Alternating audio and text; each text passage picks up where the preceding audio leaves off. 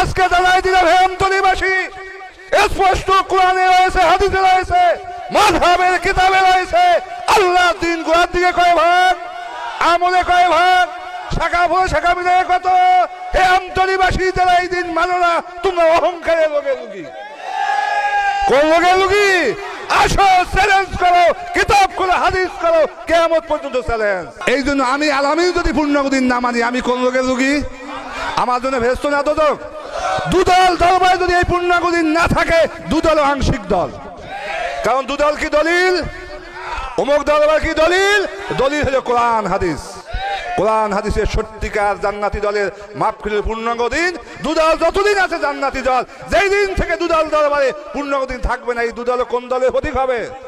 আমরা দুদল দরবারকে পূজা করি না, আমরা কোরআন হাদিসকে পূজা করি, ঠিক কিনা?